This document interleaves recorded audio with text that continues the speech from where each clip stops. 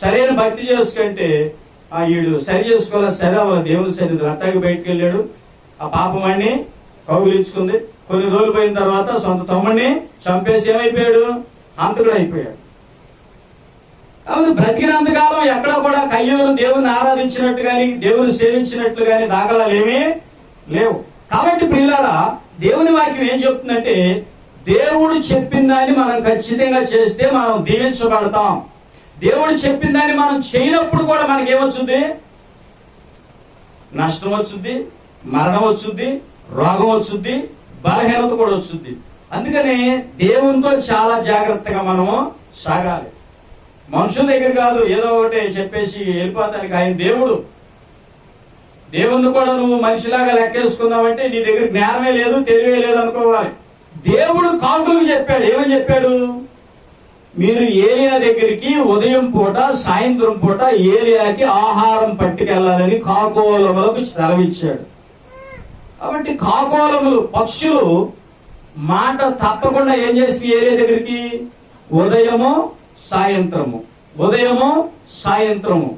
ఎక్కడన్నా మిస్టేక్ చేసి ఒక రోజు ఏలియాని ఏమన్నా పోస్ట్ పెట్టినాయా? మరి ఆకాశ పక్షులే ఆయన మాటను అంత జాగ్రత్తగా ఆలకించి ఆయన మాట నెరవేర్చినప్పుడు నీకు దేవుని రూపం ఇచ్చాడు, దేవుని ప్రతిరూపం ఇచ్చాడు, దేవునికి ఉన్నటువంటి అవయవాలన్నీ నీకు ఇచ్చాడు.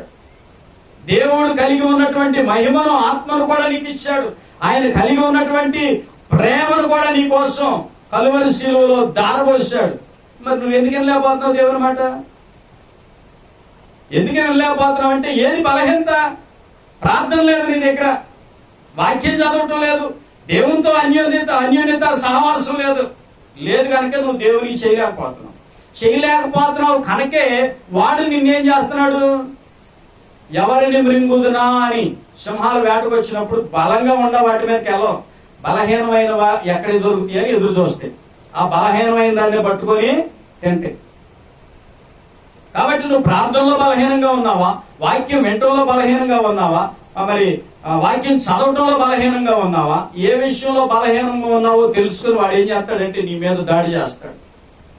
వాడు నీ దగ్గర నుంచి వాక్యాన్ని దోచుకుంటాడు, ప్రార్థన దోచుకుంటాడు, సమయాన్ని దోచుకుంటాడు, నీ ధనాన్ని కూడా దోచుకుంటాడు. మీకు తెలియకుండా నీ డబ్బు అంతా అయిపోతా ఉంటది. ఎందుకంటే నువ్వు దేవుని ఎదుట దేవుడు చెప్పినట్లు చేయలేకపోతున్నావు కనుక. కాబట్టి ప్రియులారా, అక్కడ పేతురు గారు ఏమంటాడంటే మీరు దేవునితోనే అబద్ధం ఆడారు అంటాడు. ఏమంటాడు ఆయన? మీరు దేవునితోనే. అంత అవసరం ఏంటంటున్నా దేవునితో అబద్ధాడాల? దేవునితో మాట్లాడే అవకాశం వచ్చినందుకే మనం సంతోషపడాలి, గర్వపడాలి, ఆనందపడాలి. మనం ఎంతగానో కృంగిపోయి మనం ఎంతగా, ఆయన అంటాడు ఎవడు మెత్తని హృదయము గలవాడై ఉంటాడో వాని మీదే నా దృష్టి పెడతానంటున్నాడు. మరి నీ దగ్గర మెత్తని హృదయం లేకుండా ఉంటే నీ మీద ఆయన దృష్టి ఎలా పెడతాడు? ఏ కాడికి దేవుని కూడా నువ్వు తీసేసుకుని వాడేసుకుంటున్నావు. ఇంకా మళ్ళీ నన్ను దేవుడు దీవించాలి, ఇంకా నన్ను పరలోకం తీసుకెళ్లాలని నువ్వు ఆశపడుతున్నావు. సాతాను కూడా అలాగే ఆశపడుతున్నాడు. నేనైతే మారను, ఆయన నన్ను ఎట్టగొట్ట చేర్చుకుంటున్నాడు. కాబట్టి దేవుని వాక్యం ఏం చెప్తుందంటే ఆయన మాట వింటే ఖచ్చితంగా ఆయన నిన్ను దీవిస్తాడు. అందుకతడు లేచి సారేపతులకు పోయి పట్టణపు గౌరి వద్దకు రాగా ఒక విధవరాలు అచ్చట పుల్లలు ఏరుకొలుచుండెను. సారేపతి అనేటటువంటి ఒక గ్రామానికి లేదా ఒక పట్టణానికి ఆయన వచ్చాడు. ఇప్పుడు విధవరాలు పుల్లలు ఏరుకుంటా ఉంది. ఈ విధవరాలు పుల్లలు ఏరుకుంటుంటే ఇప్పుడు ఆయన పిలిచి ఏమన్నాడు? ఆమెని పిలిచి త్రాగుటకై పాత్రలో కొంచెం నీళ్లు నాకు తీసుకుని రమ్ము అని వేడుకోలేను. ఆమె నీళ్లు తేబోచుండగా అతడు ఆమెను మరలా పిలిచి నాకు ఒక రొట్టె ముక్కను నీ చేతిలో తీసుకుని రమ్మని చెప్పాను. అందుకు ఆమె నీ దేవుడైన యెహోవా జీవము తోడు తొట్టిలో పట్టెడు పిండియు బుడ్డిలో కొంచెము నూనెయో నా యొద్ద ఉన్నవే గాని అప్పం ఒకటైనను లేదు. మేము చావక ముందు నేను ఇంటికి పోయి వాటిని నాకును నా బిడ్డకును సిద్ధము చేసుకొనవలని కొన్ని పుల్లలు ఏరుటకై వచ్చిందని నేను. ఏమంటుంది? నీ దేవుడైన యెహోవా. ఎవరైనా ఏమంది ఆవిడ? నీ దేవుడైన యెహోవా జీవము తోడు. నిజంగానే అసలు ఈ దేవునికి ఆమెకి సంబంధమే లేదు. కాకపోతే ఈమె దగ్గర ఏముందంటే నీతి ఉంది, ఈమె దగ్గర ఏముందంటే న్యాయం ఉంది, ఈవిడ దగ్గర ఏముందంటే నమ్మకం ఉంది, ఈవిడ దగ్గర ఏం లేదంటే అబద్ధం లేదు ముందు ఏం లేదు, నీతి ఉంది, న్యాయం ఉంది, నమ్మకం ఉంది, అబద్ధం లేదు. కాబట్టి ఈమెకి ఎవరు లేరు? దేవుడు లేడు. నీ దేవుడైన యెహోవా అంటుంది. అంటే ఈమె దేవుడు యెహోవా కాదు. అయినప్పటికీ ఈవిడ ఎలా ఉంది? నీతిగా, న్యాయముగా, నమ్మకంగా, అబద్ధం లేకుండా ఉంది. చెప్తున్నాడు ఏలియా, మంచినీళ్ళు తెమ్మని బ్రతిలాడుకున్నాడంట. సరే వెళ్ళింది. ఏది ఎట్లాంటి పరిస్థితుల్లో? చాలా దయనీయ స్థితిలో వెళ్ళింది. మంచినీళ్ళు తేవడానికి వెళ్ళబోతుంటే మళ్ళీ పిలిచేమంటున్నాడు. చేతిలో వచ్చేటప్పుడు చిన్న రొట్టె ముక్క పట్టుకురామంటున్నాడు. అప్పుడు ఆమె చెప్తుంది, ఉన్న నిజం చెప్పింది. ఏం చెప్పింది? ఉన్న నిజం చెప్పింది. అప్పుడు ఏలియా అంటున్నాడు, ఏమన్నాడు తెలుసా? అప్పుడు ఏలియా ఆమెతో ఇట్లనెను, భయపడవద్దు, పోయి నీవు చెప్పినట్లు చేయుము. అయితే అందులో నాకు ఒక చిన్న అప్పము మొదట చేసి నా యొద్దకు తీసుకుని రమ్ము. తరువాత నీకును నీ బిడ్డకును అప్పములు చేసుకును.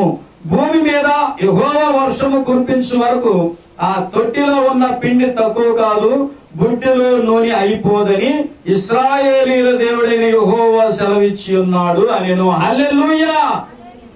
ఆ తొట్టిలో పిండి ఎంత ఉందో ఆమెకు తెలుసు, బుడ్డిలో నూనె ఎంత ఉందో ఆవిడకి తెలుసు. ఇప్పుడు ఏం చెప్తున్నాడు?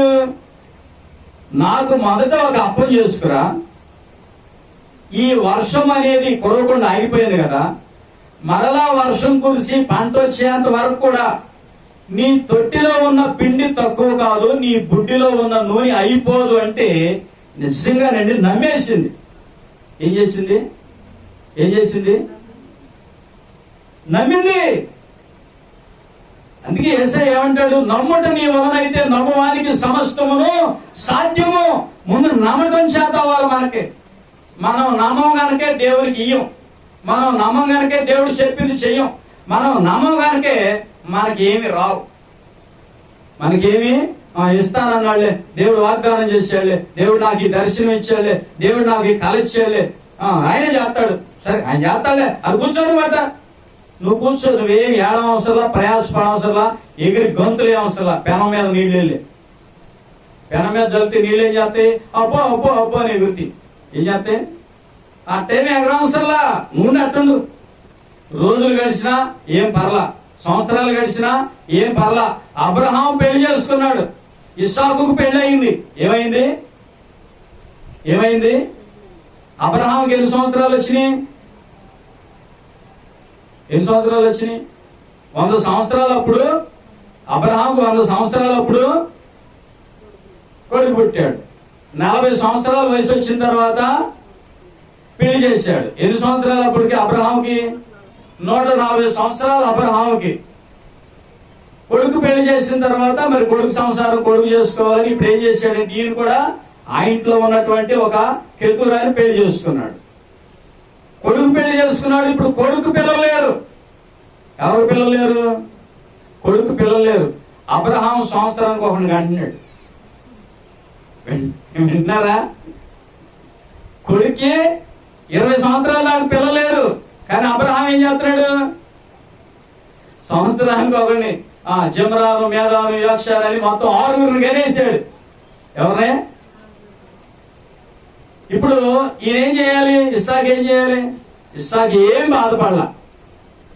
ఇప్పుడు ఆశీర్వాదానికి కర్త ఎవరిలో నుంచి వచ్చారు? ఇస్సాకులో నుంచి వచ్చాడా? ఆశీర్వాదానికి వారసుడు మరలా పుట్టినటువంటి అబ్రహాం పిల్లల నుంచి వచ్చారా? ఇస్సాకులో నుంచే.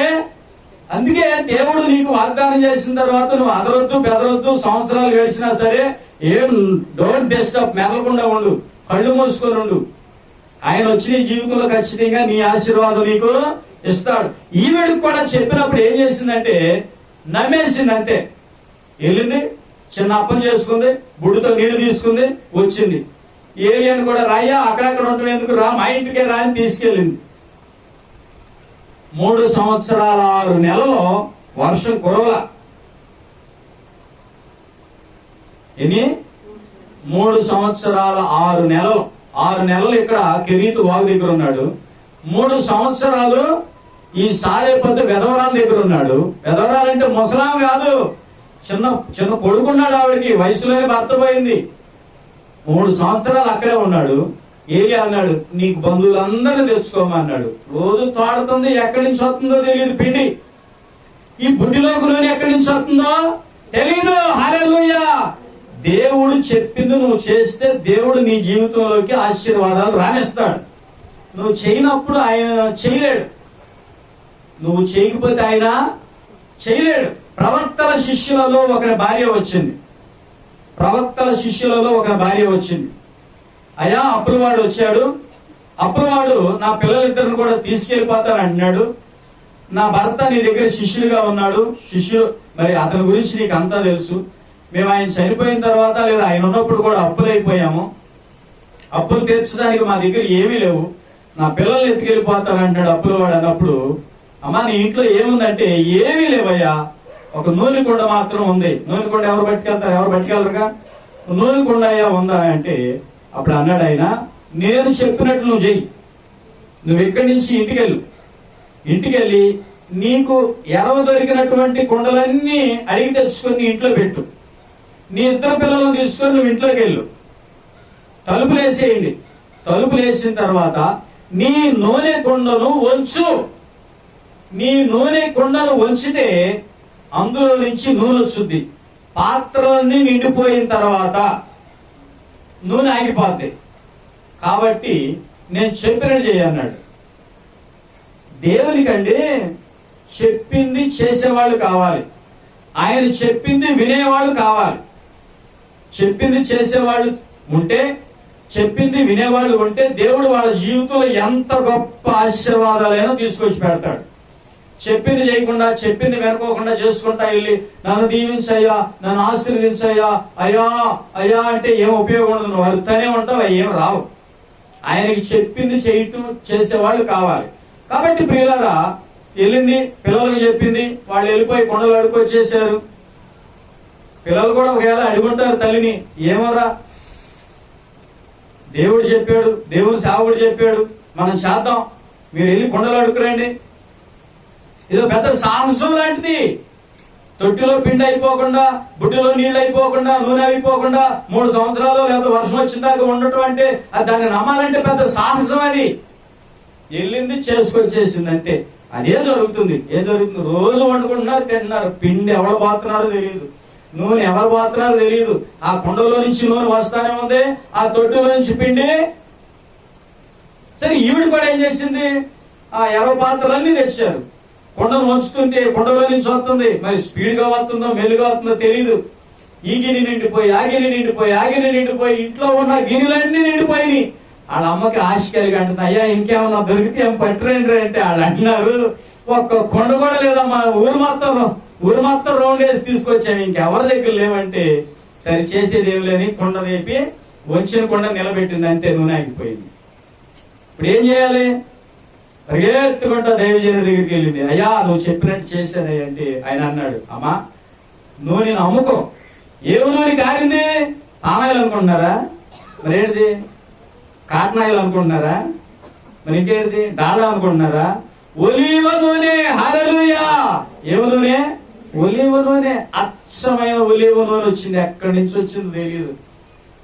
ఆ నూనెను అమ్ముకొని ఆ అప్పులని కట్టేసుకొని వచ్చిన దానంతో నువ్వు నీ పిల్లలు ఏదన్నా వ్యాపారం చేసుకొని బ్రతకమన్నాడు. హల్లెలూయా.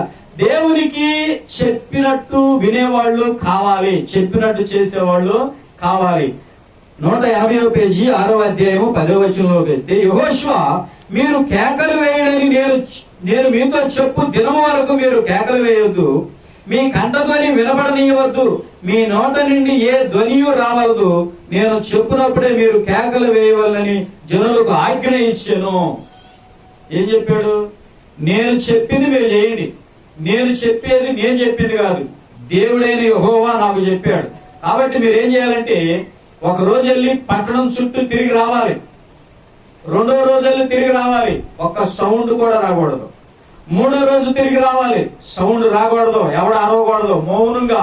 మూతికి ప్లాస్టర్ వేసుకుని అయినా సరే, మూతికి బంక రాసుకుని అయినా సరే, నాకు ఉమ్ము వచ్చింది ఊశాను, నాకు తుమ్ము వచ్చింది తుమ్మాను, ఆపుకోలేను, డర్రు వచ్చింది, ఇవన్నీ కాదు. సైలెంట్ అంటే సైలెంట్. ఎట్లాంటి వాళ్ళతో సేవ చేపిస్తున్నాడు మీకు తెలియదు. ఎందుకోసం తెలుసా? ఆయన ప్రేమ కలిగిన దేవుడు. పాన్లే అని క్షమించుకుంటే వెళ్తున్నాడు. అయితే ఆశీర్వాదాలు రావాలంటే రావు, చెప్పినట్టు చేస్తేనే వస్తాయి, ఏం రావు. ఆశీర్వాదాలు మాత్రం చెప్పినట్టు చేస్తేనే ఆశీర్వాదాలు వస్తాయి. ఎట్ట పెడితే అట్ట ఆశీర్వాదాలు రావడానికి అవకాశము లేదు. కాబట్టి ప్రియులారా, ఈ విధంగా చెప్పినట్టు చేసింది కనుక ఆ ఇంటిలో ఉన్నటువంటి కరువు అప్పు మొత్తం కూడా వెళ్ళిపోయింది. సరే, ఈ యెహోషువ దగ్గరకు వస్తే ఈయన ఆజ్ఞనిచ్చాడు. ఒక రోజు అయింది, రెండో రోజు అయింది, మూడో రోజు అయింది, నాలుగో రోజు అయింది, ఐదో రోజు అయింది, ఆరో రోజు అయింది, ఆరో రోజు, ఏడో రోజు వచ్చారు. ఏడో రోజు 7 సార్లు తిరిగారు. ఏమి లేదు, సౌండ్. ఏంటిది?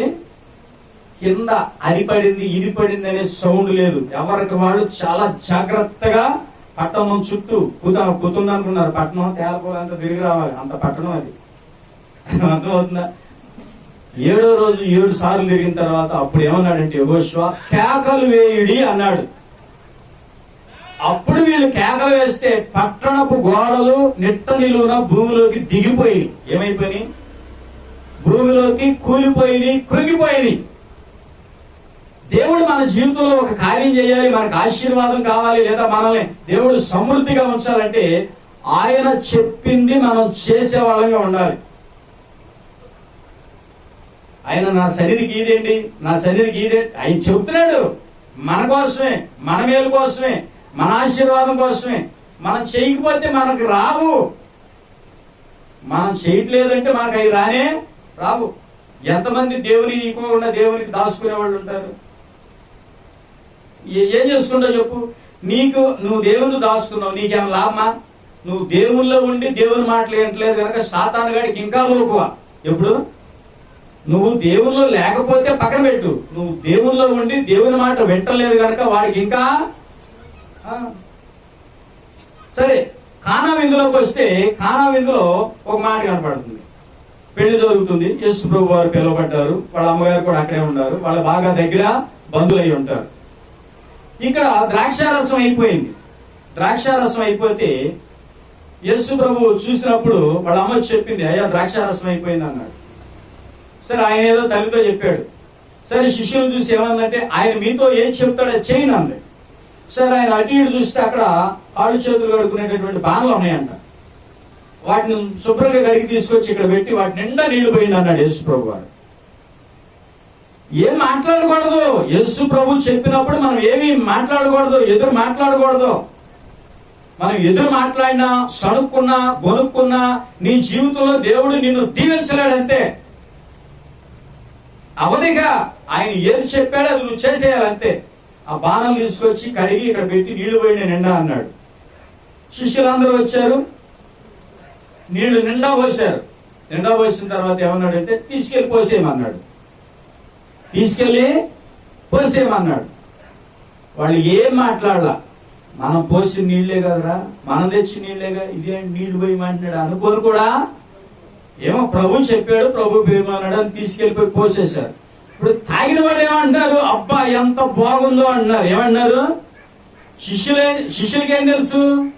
మేము నీళ్లు పోసాము, నీళ్లే ముంచి పోసాము. కానీ అక్కడ ఏం జరిగింది?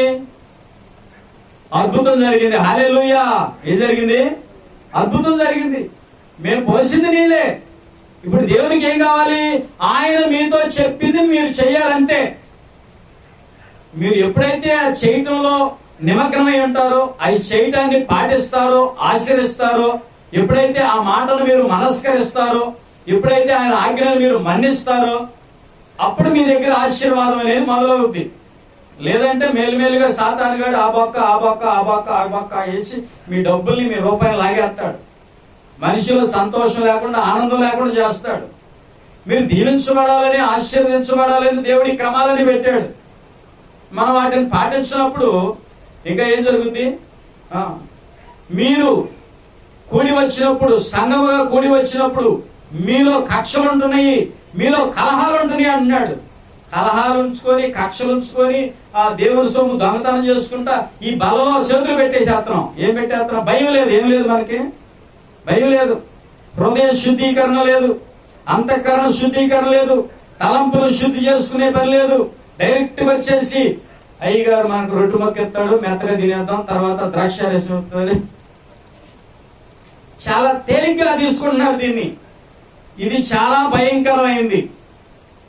బల్ల తీసుకునేటటువంటి హృదయం నీకు లేకపోతే ఆగిపో, తప్పేం లేదు. ఏం పర్లేదులే అని చేయి పెట్టావా, నువ్వు బలహీనరాలు అయిపోతావో తెలీదు, దీర్ఘకాలిక రోగం వచ్చి అంటుకుంటుందో తెలీదు, 4 రోజులకి పెట్టేసేస్తావో. అందుకని బల్ల విషయంలో చాలా జాగ్రత్తగా ఉండండి. ఎందుకు చెప్తాడంటే ఇది నా శరీరము, ఇది నా రక్తము. ఏమన్నాడు ఆయన? నిబంధనలో నువ్వు అపవిత్రంగా ఉండి చేయి పెట్టి, నిబంధనలో నువ్వు అపవిత్రంగా ఉండి తిన్నావనుకో, ఏం జరుగుద్ది?